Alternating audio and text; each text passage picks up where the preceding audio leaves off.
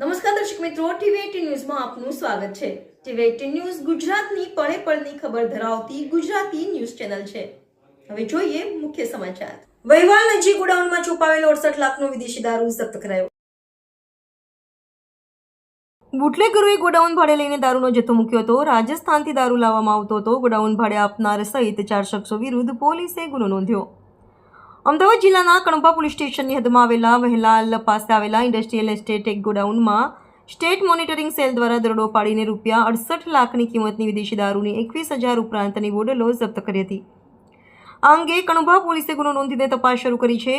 State monitoring સેલના અધિકારીઓને બુધવારે બાતમી મળી હતી કે વહેલાલ ગામની સીમમાં આવેલા વાઇબ્રન્ટ ઇન્ડસ્ટ્રીયલ પાર્ક એક ગોડાઉનમાં વિદેશી દારૂનો મોટો જથ્થો છુપાવવામાં આવ્યો છે, જેના આધારે પોલીસે તપાસ કરતા ગોડાઉનમાંથી 452 પેટી વિદેશી દારૂનો જથ્થો છુપાવેલો મળી આવ્યો હતો, જેમાં 68 લાખની કિંમતની 1,000 ઉપરાંત વિદેશી દારૂની બોટલો હતી। પોલીસે તપાસ કરતા જાણવા મળ્યું હતું કે થાણેમાં આવેલા ગોદરેજ એમરલેન્ડમાં રહેતા માયલા સોનલાલ શ્યામ એન્ટરપ્રાઇઝ નામે ગોડાઉન ભાડે લીધું હતું, જે ગોડાઉન તેણે રાજસ્થાનના બુટલેગર પ્રવીણ બિશ્નોઈ, મનોહર બિશ્નોઈ, બિરબલ બિશ્નોઈને ભાડે આપીને દારૂનો જથ્થો છુપાવવા માટે આપ્યું હતું।